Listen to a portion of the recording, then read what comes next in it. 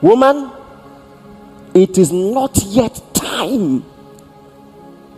Think about this. Jesus is in a wedding. The wine is finished. And they're calling out to him for help. His mom is calling out to him for help. Maybe you never thought about it. How did the mom know that he could do that? Because he had several private miracles, but no public miracle. No public miracle. Do you know what it means to be able to do stuff and people don't know? That the Messiah was around for 30 years before his first appearance, before his first miracle. 30 years. I don't know about you, but that's one of the most difficult things. Oh my God. There are few things that inspire me about Jesus more than the fact that he waited. Do you know what it means at the age of 12 to have enough clarity to know that you should be about your father's business and wait 18 years longer? If you want to know how long 18 years is, remove 18 years from your age. Where were you 18 years ago? Try to remember.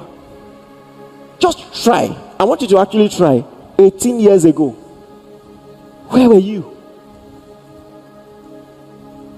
Think about it. Some of you are struggling. You can't even remember what you were doing. That's how long 18 years is. To wait. Do you know what it means? To know that you can do something but it's not time. What I'm telling you will preserve many people. Because you see, oh my God, what some people are doing, they don't have the foundation for it. There is more to a building than the external aesthetics. The part of a building that people see and appreciate is not what keeps the building standing. Are you getting what I'm saying? It's not time. To give you one more example, except the corn of wheat falls to the ground and dies, it abides alone. But when it dies, it brings forth much fruit. And what does this have to do with what we are saying? Because Jesus was in his prime. He had performed the biggest miracle of his earthly ministry. Someone who was dead 4 days had been raised up. According to Hebrew traditions, they believed that a prophet could raise up someone who was dead for 3 days. But by the 4th day, his spirit and his soul has gone to the great beyond, and it is impossible. Only God could do that.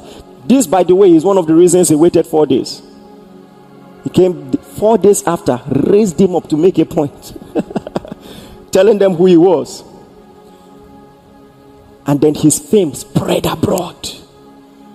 And they came to him and said, the Greeks seek you. Oh my God. These were the intellectuals of the day. These were the elite of the day. The ministry is booming. The Greeks are seeking you. It's just like your ministry having international appeal in this time. When you begin to get invites to preach in London, preaching, in different places. And you know what he said? Except the corn of wheat falls to the ground and dies, it abides alone. But when it dies, it brings forth much fruit. You know what he's saying in essence? Yes, I'm going to reach the Greeks, but not this version of me. Are you getting what I'm saying? I must die and rise again to reach. See, let me tell you something. There are some things in your destiny. They are for you, but not this version of you. You are not listening to me. I said they are for you, but not this version. This version of you will have to die. You're not ready yet. You don't have the consecration or the maturity. One of the greatest principles of consecration is learning how to wait for what is in your tomorrow.